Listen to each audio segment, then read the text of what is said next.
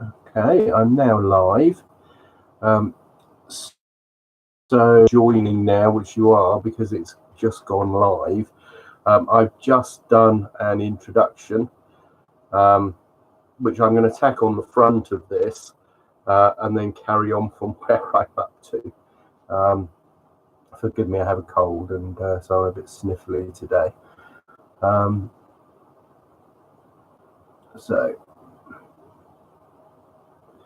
And then I have no way of seeing him. Let's have a look.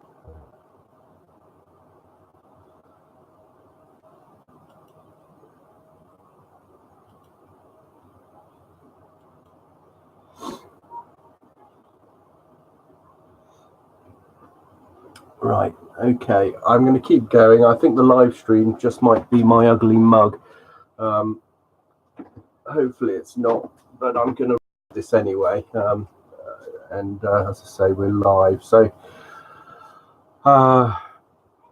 let's get back to the Mann slide.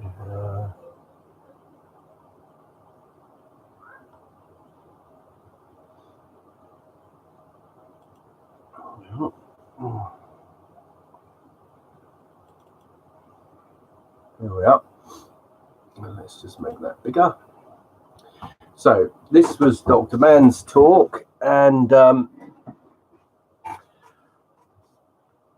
the words which are repeated a lot: climate 28 times, change 24 times, debate 8 times, Earth is mentioned 5 times, human 6 times, ice is mentioned 10 times, planet 7 times, potentially 5 times, unprecedented 12 times, warming 18 times. So really what his message is here is climate change is causing unprecedented warming, and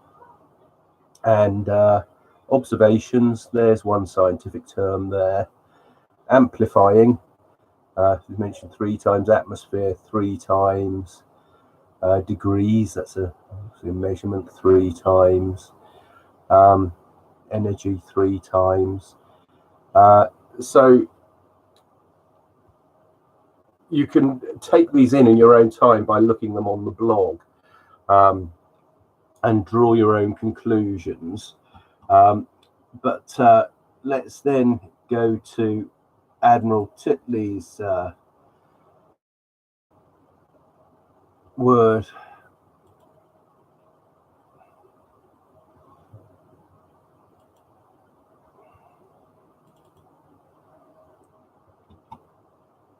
tag. Let's bring that across here. Right, okay, this is the same thing. I mean, Admiral Titley managed to talk under time pressure and say the least, but at the same time say the most about what the point of his talk was, which was really to be the tag partner, you know, like in WWE wrestling for Dr. Mann.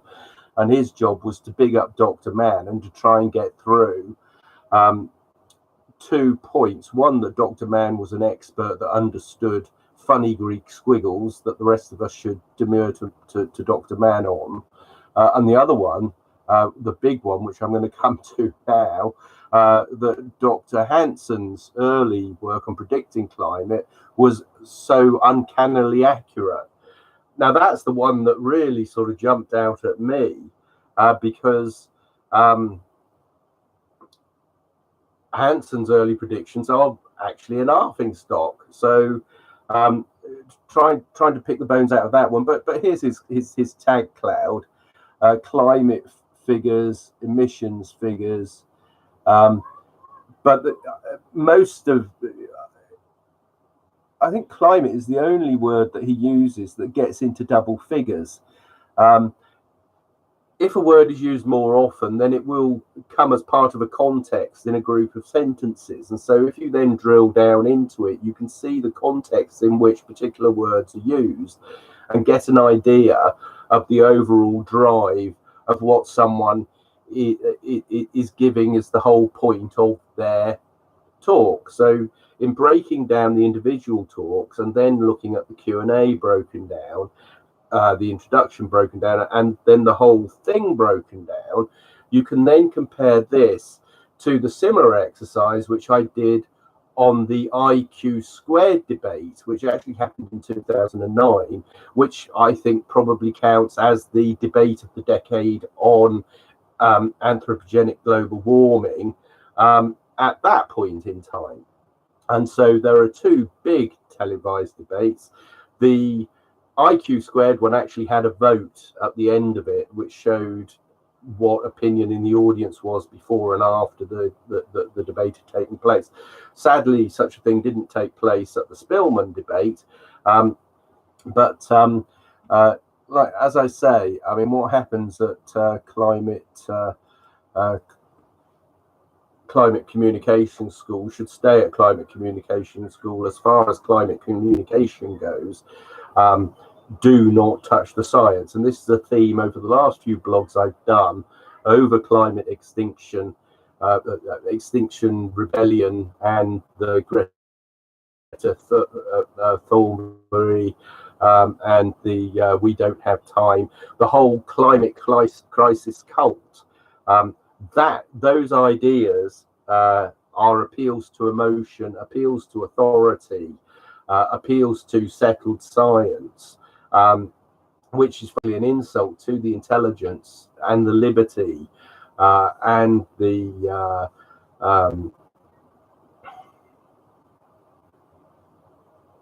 well, really the freedoms of the people that are trying to be put down and constrained within this.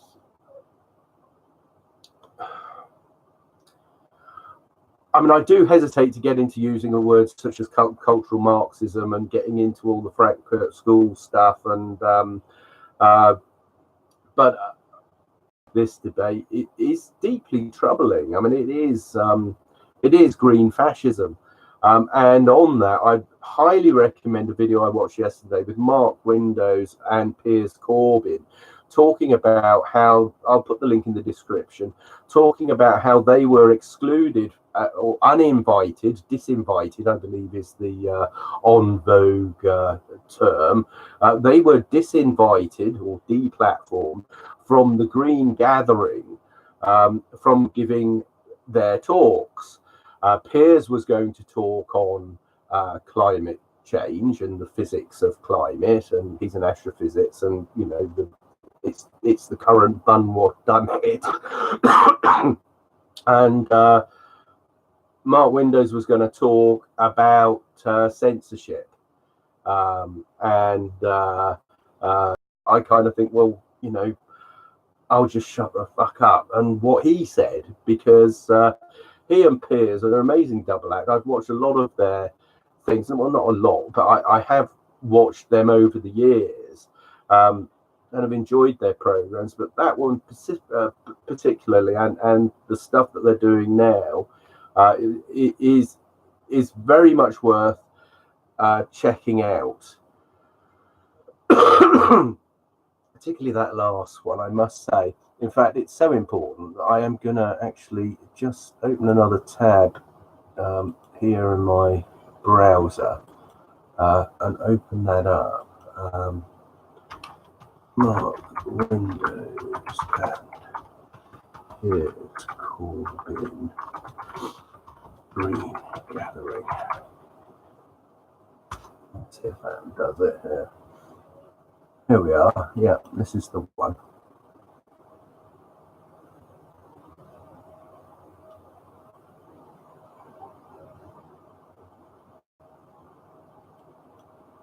So it's this one, and they talk about it all here, and at the end they respond to this letter. Now then, let's just see the transcript.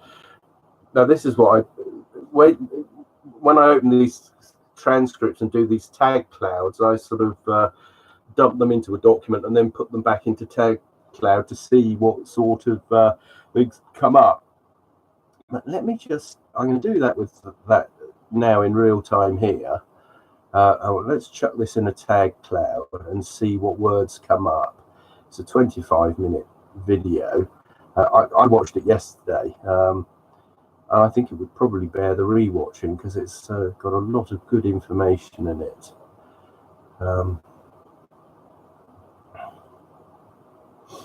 Here we go. This will give us a tag cloud to actually go into part 2 on the blog here. Here's the tag thing. So now we're going to start over here. Blank thing there.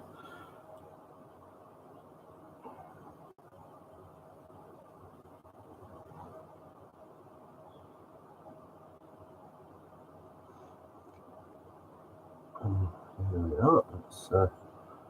That was the tag cloud of Dr. Mann's talk at the climate debate of the century, the Spillman thing. Come on, come on.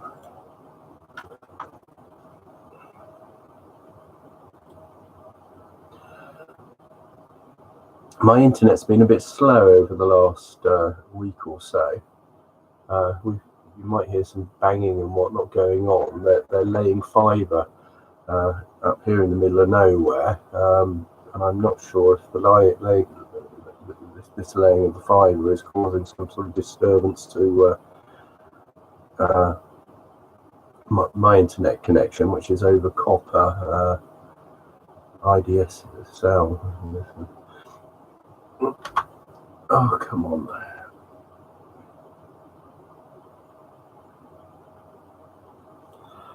Right, so that's that there. So if we just put this in here, just take that down to words repeated 3 times. Show the frequencies, yes. Group similar words, no. And visualize. Okay. So this is the Mark Windows Piers Corbyn chat. Green Gathering, Piers, Academic Act, Activities Agenda, Authority Brother, that refers to Piers' brother Jeremy Corbyn, Change Charity, Climate, CO2, Completely Consensus, Education on Electricity. They talk about how electricity is more expensive because this pair are more Luddite than I am. I'm actually very into green transport, and I actually like wind turbines. But I'm a tech geek, people could probably argue that that's just an aspect of my white middle class privilege and the fact that I live in a very rich country, i.e. Sweden. And they'd be right, I guess. But that said, if you sort of dig into the energy questions, which I have, and you'll find it elsewhere on the blog. But anyway, I'm digressing. But this is a good thing about deplatforming and disinviting and trying to stop people with a view which is against the cultural Marxist narrative. And cultural Marxism, this popped into my head because I think that's something which Mark Windows does mention. Anyway, I put that there. All I'm going to do to save myself a job later, hopefully this won't crash the whole shooting match, is I'm just going to do this. There you go. Let's try again.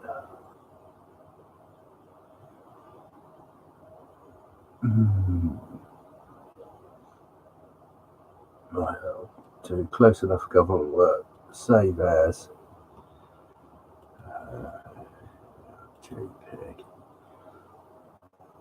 And just put Mark Windows. Okay, save. So then what you can also do is save the HTML to embed. So let's do that. Do that, and then you'll see if we go right. Here we go. I'm just going to start part 2 here when we're at it. So I dump that in there.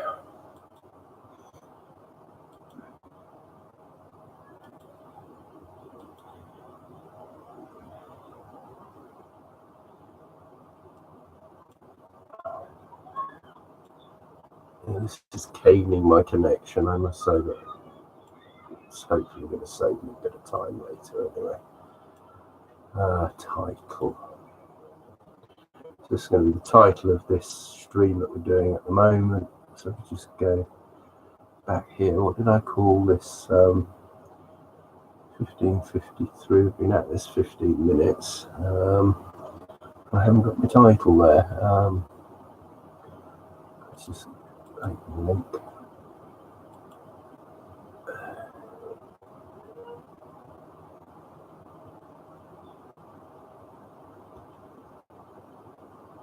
There we are. This is live now. So if I click here, all I wanted to do was actually get that title off. So copy. Okay, and then I'm going to put that in here. Yeah, here. Okay, and then we're just going to add media.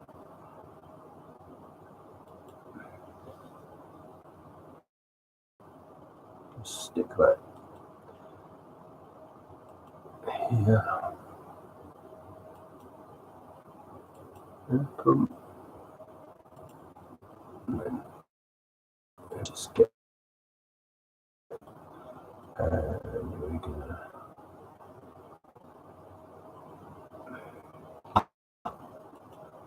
Insert that there.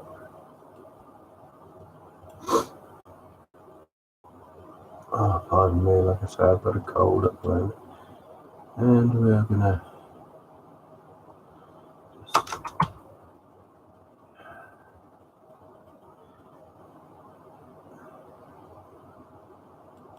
paste that in there. Where did that tag cloud go now? I did dump it at the bottom of the HTML, yeah, well that's okay. Now that should put the video there. There it is, there we are. Right, so that's the beginning of this blog. A blog is born, and there they are, Mark and Piers, and they're a jolly fun pair too. Nice pair of legs in the background there too. Right, so let's keep going. We were just looking at the word tags and the word tags of we're just done Admiral Titley, and so now we're going to look at the ones for Patrick Moore and for Judy Curry. So where's the Judy Curry one?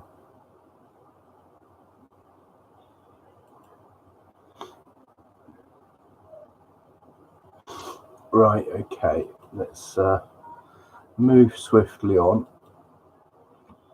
All right, we'll get to that here. So this is what we did, the introductory segment, Dr. Mann's word tag, and here they are here. Dr. Curry's word tag, and here they are here. And this is Admiral Titley's, and here they are here. And this is Patrick Moore's, and here they are here.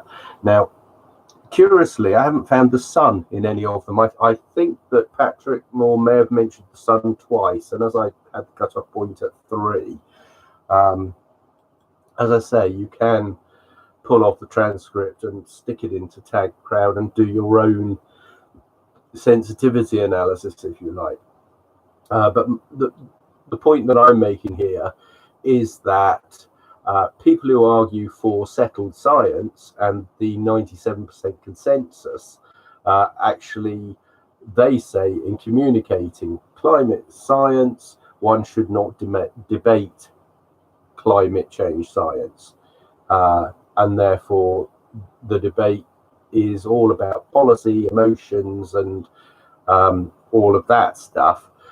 Those of us that believe that science is never settled and thrives on skepticism tend to interrogate the scientific principles, and so you'll find things like the word like models occurs more frequently, and other testable words that are scientific words, things that can be measured, things that can be proven by a demonstration in experiments, etc. So that goes back then to Dr. Glassman's talk, which was at the very beginning of this series of posts that I've been doing. So then what I wanted to do was this is the point of this blog now. That's a summary of where we're up to and where it leads us to. And where it leads us to is this very curious passage of Admiral Titley's talk, which here's one I prepared earlier, which he's about to give forth on now. So let's just have a listen to this.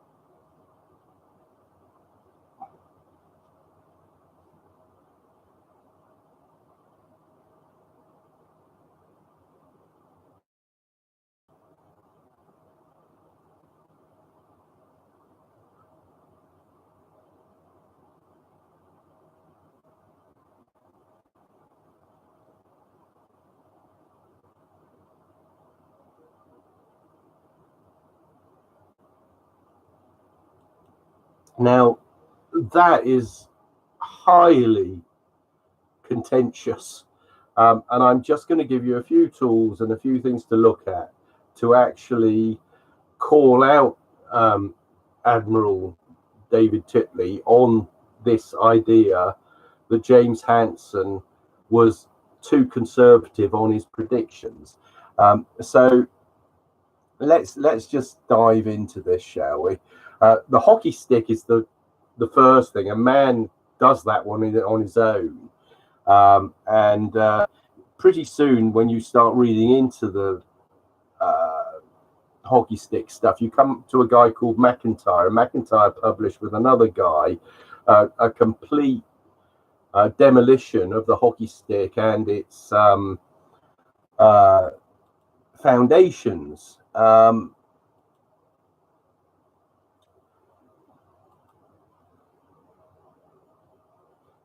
Here it is, Steve McIntyre, over at Climate Audit. Steve McIntyre is doing the usual superb job deconstructing bad science. Now, this is another paper that's purported to support the hockey stick, which Mann referred to, and this is its basically saying, look, garbage in, garbage out. What these people say their data represents, it represents nothing of the sort. Then this here is on climate debate of the decade, and it's a summary, and this is Judith Curry's stuff. This was put up during the debate because there were some problems with the live stream. Then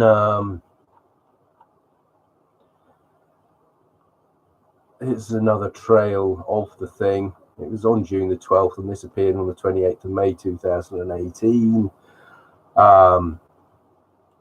Let's just go through what we've got here.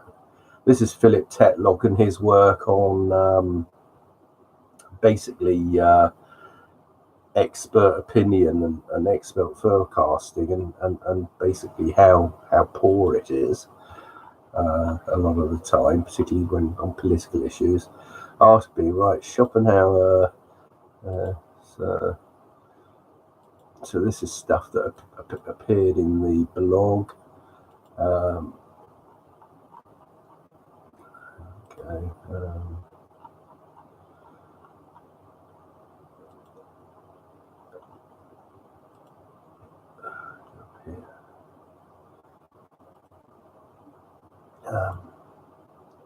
Right, sigma functions are the hocus pocus. So this was just some pointers on understanding Admiral Titley's squiggly bits on the slide that he put up. But as I say, it was the Hansen claim, which was,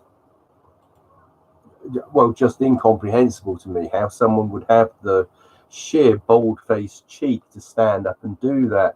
So there's a bunch of papers that come up, and we'll start off with Skeptical Science, which is the blog which Dr. Michael Mann recommends, which has these debunkings. And so here it is, Skeptical Science. What do we learn from James Hansen's 1988 prediction? Okay, now just to let you know, this was written by John Cook. Now, John Cook is the guy behind this website, and is also very much involved with the journalist who does videos under the name of Potholer, and come up with, you know, such helpful sort of pejorative terms as climate crock of the week. And they're two individuals that have really added a lot of heat into the discourse on suppressing debate about the science of the climate. Okay, and this is the True Believer section, who figured highly in the ClimateGate scandal at the University of East Anglia, and also figured very strongly in the Wikipedia articles on the debate of climate science, and a gentleman called Connolly, who's a doctor at, I think it's Cambridge University, who got banned from editing on Wikipedia because of his less than ethical methods, which he justified because he's so convinced of his own true belief. I mean, I looked into the gentleman some time ago, and one thing struck me. There was a quote from the Leviathan in his talk page about himself, and he's quite proud to be sort of demonized by, as he would see it, as these terrible right-wing fossil fuel funded zealots that want to burn the planet, etc. But anyhow, this is John Cook, and he's part of that crew, the climate communicator crew, who I tend to think of them in terms of Arthur Miller's Crucible and Darnfurth's famous quote about you know, black-hearted men and they know it's fraud, sort of thing. But that, I mean, I digress again. But let's see what Mr. Cook has to say in defence of James Hansen. In 1980, right, where are we? Right, Hansen 1980. Should we go for let's go for basic. You can click on intermediate and see, you know, depending on who you're arguing with, this site is supposed to give you arguments to go back at different levels of discourse. So under advanced, who's written the advanced? Well, let's just have a look, see if it is attributed. I mean, you can click through all of these in your own time, and there's the discussion coming afterwards. Had Hansen used a climate model with a climate sensitivity of approximately 3 degrees for 2 times CO2, at least in the short term, it's likely larger in the long term due to slow-acting feedbacks. He would have projected the ensuing rate of global surface temperature change accurately. Not only that, but he projected the spatial distribution of the warming with a high level of accuracy. The take-home message should be not be Hansen was wrong, therefore climate models and the anthropogenic global warming theory are wrong. The correct conclusion is that Hansen's study is another piece of evidence that climate sensitivity is in the IPCC stated range of 2 to 4.5 degrees. That's actually come down since then. And a lot of alarmists are really quite angry that people are arguing for 1.5% now. I say to all of those people that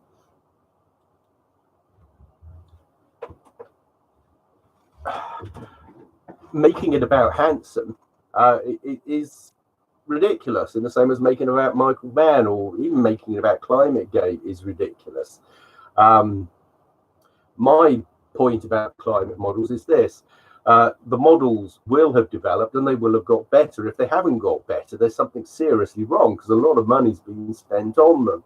And the idea of solving scientific problems which can be solved, the ones that are soluble, if you like, to solve them, you have to have convergence, which means that you tighten up your parameters and definitions, etc. And 10 years later, climate modeling should have improved. But the question is, will it ever be of any use if it doesn't take into account all of the terms of its domain? This is Dr. Glassman's point. And as they still do not take into account all the factors within the domain, i.e. I'm referring to the sun, Svensmark, torque, clouds, etc. Without taking that into account and focusing solely on the, what I would argue are spurious arguments about feedback mechanisms, particularly the black box radiation question. And so the point is that, yes, global models have improved. They won't ever get to a sensible level of usability until they address the whole of the domain which they are supposed to be addressing. And the final point on that as well is that in terms of this idea of degrees of certainty and the different scenarios, etc., it's a house that's really built on sand because of the original question. But let's just take Mr. Cook's argument here and go through it before we look at the other side of the question. So what does he say? In short, the main reason Hansen's 1988 warming projections were too high is that he used a climate model with a high climate sensitivity. His results were actually evidence that the true climate sensitivity parameter is within the range accepted by the IPCC. So where are we?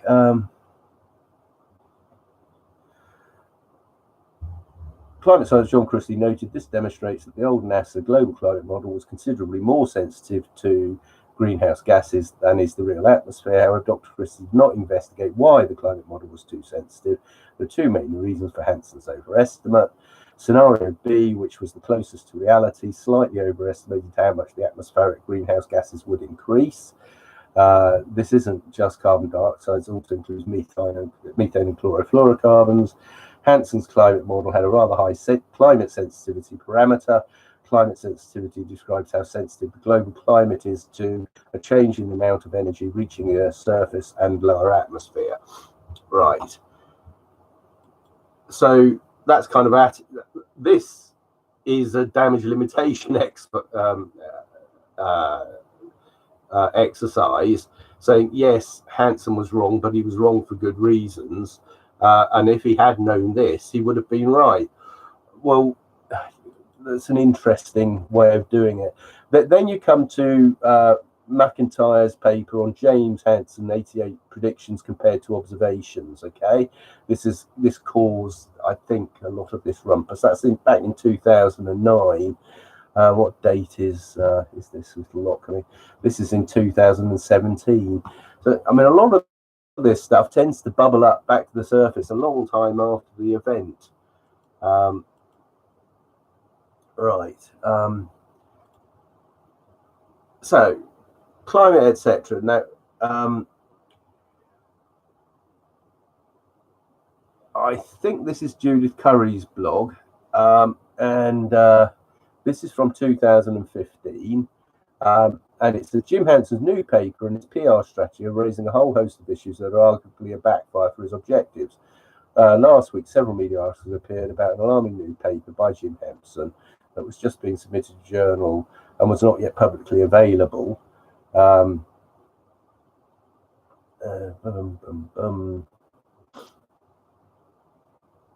Is this on? I don't think this is on the same point, but obviously Let's go along. Where are we? Graham Hancock. Science supports sceptical position on man's role in climate. That's just a bunch of links on Graham Hancock's website. Right, here we are. This is it, right? Independent Committee on Geoethics, the Bedrock Quality and Integrity, James Hansen's Climate Models versus Observations, 58 to 2015, by Jan Erik Solheim, University of Tromsø, Norway. And here we have the PDF of the PDF of the PDF that Titley was talking about. And what do we have? Hansen et al. Models compared with observations, 1958 to 2015. So these are the scenarios, and then here are the observations. Okay. We have a remarkable situation. Actual CO2 emissions predict a higher temperature than scenario A, while the atmospheric CO2 content indicates scenario B, and the observations follow scenario C.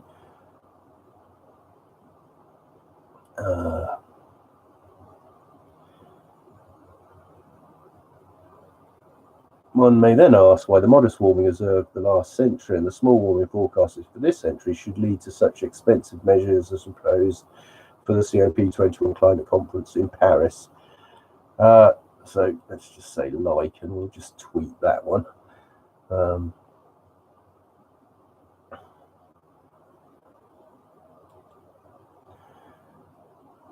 And there are no comments, so this stuff just doesn't get out there. But that seems remarkably at odds with the comments of the Rear Admiral Dr. David Titley, does it not? Recent comments, tall bloke. Okay, recent comments. I'm surprised there's no comments on that, quite frankly. That's quite a well-known skeptic. Let's just see what he... Professor Bob Carter, who died recently, sadly. Windows on the World features. Tall bloke on Windows on the World features. Ah, right, okay, let's have a look at this. It's interesting, because I've just been talking about Windows on the World. New video by Windows on the World featuring organisers, speakers and attendees at the first. So, okay, this is interesting. Thanks, Mark, for your dedication to promoting alternative views and understanding, working towards a brighter future. Thanks for all your work. Truth and integrity will eventually win. Right, so you can see this is leading us back to where the parallel universe taboos aspects of this subject are actually being discussed. So we are getting somewhere. That's complete synchronicity there.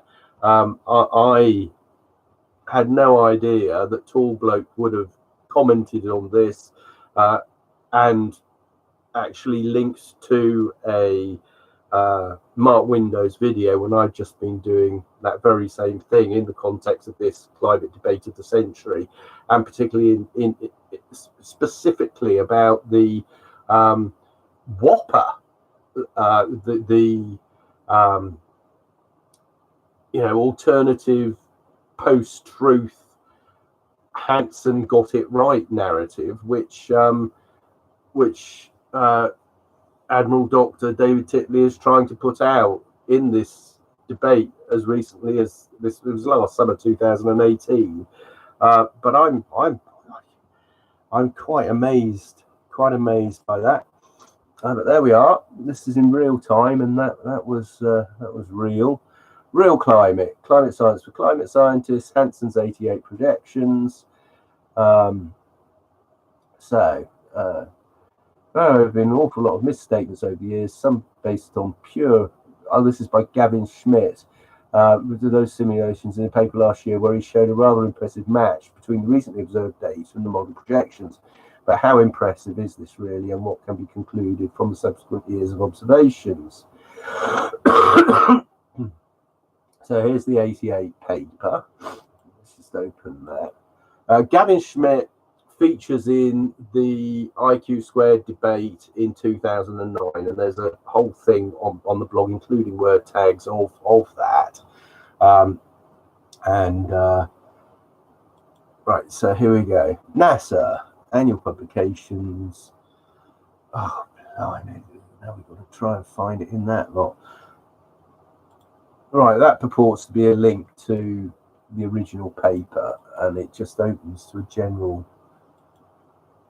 Let's find it anyway. I'm going to find it. Right, so if we go like this and say find and have Hanson there. Right, here we are. There they are. Look. Right, 2 papers. Global climate changes as forecast by Goddard Institute of Space Studies, 3-dimensional model, and global surface air temperature update through 87. So there are actually 2 of them there. So that one 2. And let's see if we can find the one with the graph. Oh, blimey, look at that. And that takes us to the journal website. And what about this one? Get PDF. Get PDF. So I'm going to download the PDF. Here it comes. So there we go. Look, Hanson, Fung, Lakis, Rin, Russell, MIT paper. And here's the graph. Some plots there. I shall read this later, but there we are. I'll put the links in as well, so you can look at them yourself. Now link to the journal. I know Wiley's paid for. I'm not sure if it will give us this PDF. Will it give us the PDF?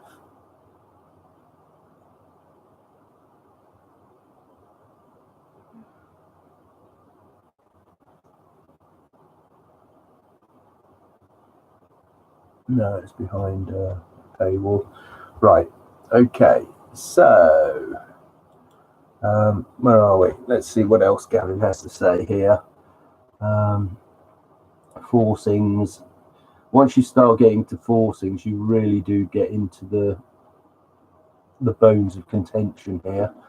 If the transfers of data sets, but my side is pretty close, certainly well within the error estimates of real world changes. If you factor in time to overestimate forces in simple ways, it's what do they say? More than 2 reasons is an excuse. So, yeah, I mean, without the benefit of the doubt, this stuff is most unconvincing. But even if you afford the benefit of the doubt, let's see. Right, nice post, Gavin. One tiny question though. You're right. Given the noise level, the trend 75% would still be within the error bars of the observation. Seems a bit confusing. I would think 75% less than 0.24 would be 0.6, not 0.18. Maybe something like this. I mean, this is one of the main things about whether or not actually these predictions have any validity, because we just don't have instrumentation that can pick these things up to the right degree of error. So it's all within the noise ratio in the signal. So, i.e., it's within the margin of error, and therefore we can't know whether we're coming or going, really.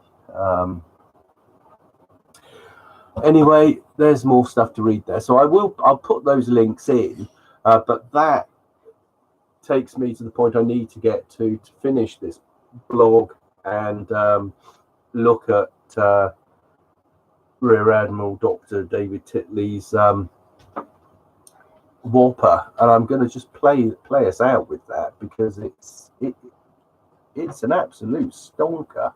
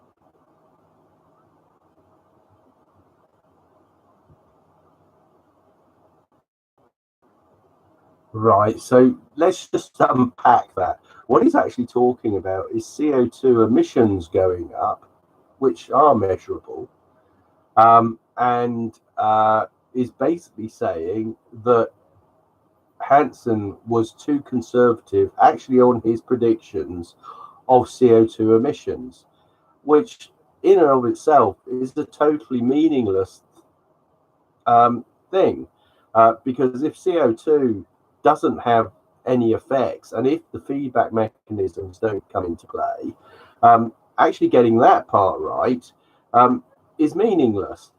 When you move on in Hansen's work, and where all the criticism comes from, is that he singularly failed to couple his assumptions about CO2 rises with the observed temperature record. And